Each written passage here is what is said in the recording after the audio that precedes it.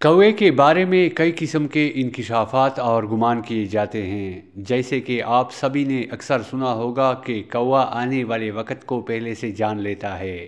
اور اگر کوے گھر کی چھت پر یا گھر کی دیوار پر آ کر ایک دوسرے سے لڑ پڑے یا جھگڑنے لگ پڑے تو اس بات کا گمان کیا جاتا ہے کہ اس گھر پر کوئی برا وقت آنے والا ہے، کیونکہ کووں کا ایک دوسرے سے لڑنا جھگڑنا اچھا نہیں سمجھا جاتا۔ اسی طرح اگر دوپہر سے پہلے کوا آپ کے گھر کی دیوار پر یا چھت پر اکیلا بولنا شروع کر دیں تو یہ سمجھا جاتا ہے کہ آنے والے دنوں میں آپ کے لیے خوشخبری ہے،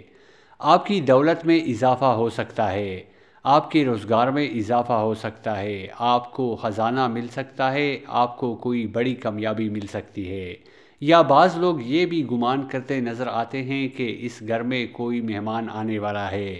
اگر کوئی کوا اچانک منہ میں روٹی کا ٹکڑا لیے نظر آ جائے تو سمجھے کہ آپ کی کوئی بڑی خواہش پوری ہونے والی ہے۔ اگر کوا کسی بھی آدمی کے سر پر بیٹھ کر چونچ مار دے تو اس کے دن اچھے آنے والے ہوتے ہیں، اور اگر کوا اس کے سر پر بیٹھ جائے تو اس کے لیے برا وقت قریب ہوتا ہے۔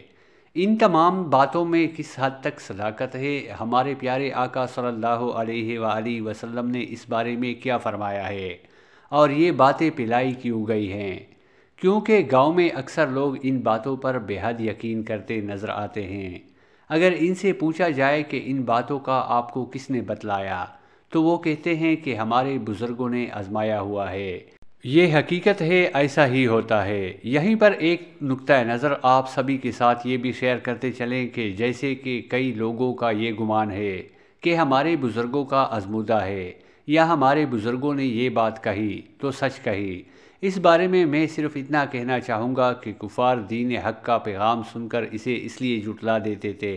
کہ ہمارے باپ دادا اس بات پر عمل کرتے تھے تو ہم بھی یہی کریں گے، اور دین حق کو جھٹلا دیتے تھے، حالانکہ وہ لوگ سراسر گمراہی کے راستے پر تھے۔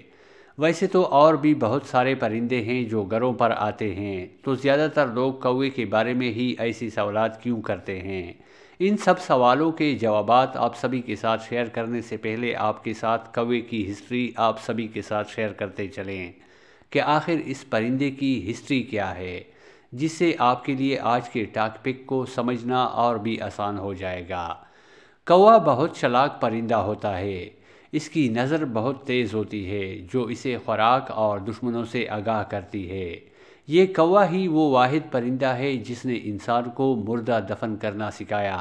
انسان کی لاش کو مٹی میں دفنانا سکھایا، اور یہ وہ پرندہ ہے جسے حضرت نوح علیہ السلام نے سب سے پہلے زمین کا جائزہ لینے کے لیے کوے کو بھیجا۔ لیکن یہ اس کی بدقسمتی کہیں یا کچھ اور، جب اس نے زمین پر مردار دیکھا تو اسی کو کانے بیٹھ گیا۔ یہی وجہ ہے کہ اسے خوف کی بددعا دی گئی، اور اسی وجہ سے یہ انسانی آبادی سے ہراساں رہتا ہے، انسانوں سے چوکنا رہتا ہے۔ تو دوستو، یہ تمام تر باتیں کہ کوا مستقبل دیکھ سکتا ہے یا اس کے کائیں کائیں کرنے سے کسی کو فائدہ یا نقصان ہو سکتا ہے، تو آپ سبھی کو بتاتے چلیں کہ اسلام میں ان تمام تر باتوں کی کوئی اہمیت نہیں ہے۔